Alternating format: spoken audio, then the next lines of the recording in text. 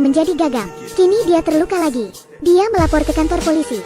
Tapi karena dia gagap, dia kesulitan untuk menceritakan kejadian itu dengan jelas. Eng Ji menyerahkan rambut pelaku yang dijambaknya ke polisi. Polisi mengatakan itu tidak cukup untuk mengajukan investigasi. Dia juga menuduh Eng Ji memakai celana ketat. Jadi, tidak heran kalau menjadi sasaran.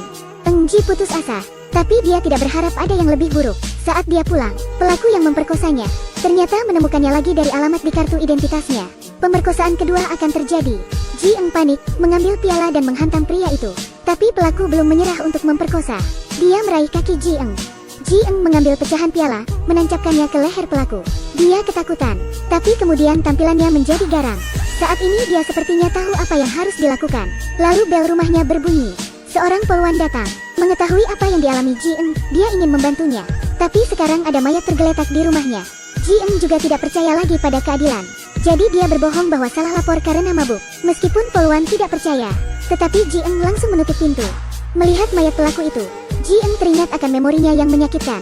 Dia membelah pelaku yang jahat ini dengan gergaji, lalu dimasukkannya ke dalam kulkas.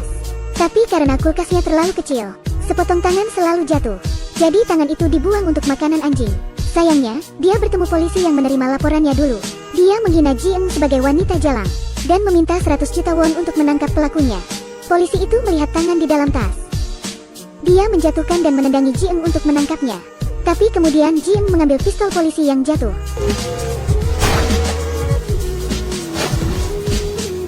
Polisi itu pun tewas.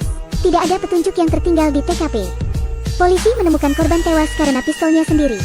Dan satu tembakan mengenai jantung. Ji Eng menonton berita di TV. Sepertinya itu tidak penting baginya. Dia menerima telepon dari poluan yang mau menolongnya. Adik poluan itu juga korban pemerkosaan.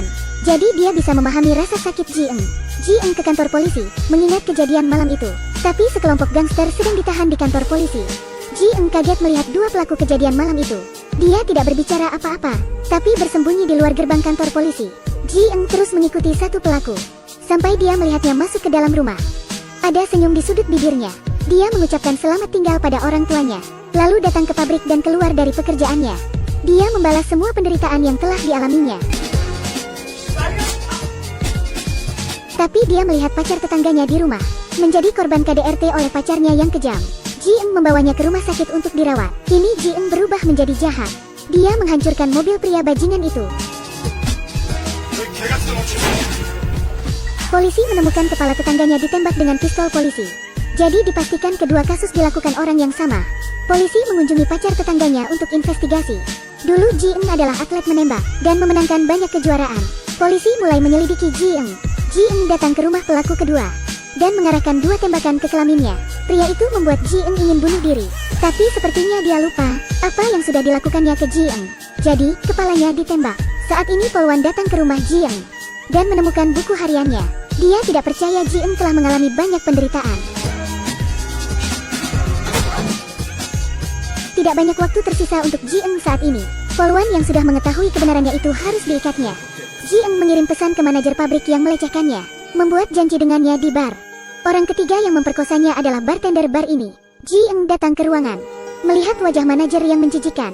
Dengan pistol itu, dia menghancurkan tangan yang menyentuhnya. Bartender bergegas setelah mendengar suara tembakan. Ji Eng mengangkat tangannya untuk menembak. Saat ini poluan yang telah diselamatkan memimpin tim. Ji Eng mengarahkan pistol ke dirinya sendiri. Poluan itu tidak ingin melihatnya mati seperti ini. Dia membujuknya sambil menangis.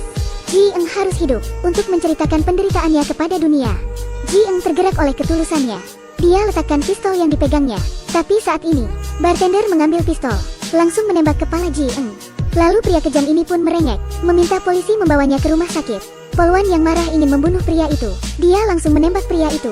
Setelah dibawa ke rumah sakit untuk dirawat, nyawa Ji Eng masih terselamatkan. Tapi dia mengalami kematian otak sehingga sulit bangun.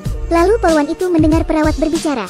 Bartender yang dibawa ke rumah sakit tidak mati, tapi dia butuh transplantasi liver. Dan liver Ji Eng cocok dengannya. Jadi, rumah sakit ingin menghasilkan uang, mempersiapkan transplantasi liver Ji Eng untuk bartender. Poluan yang mendengar semuanya datang ke bangsal untuk mencabut oksigen si bartender. Tapi dia ragu-ragu. Akhirnya dia memilih mencabut oksigen Ji Eng. Mungkin ini akan membuat Ji Eng benar-benar lega. Film The Lost Choices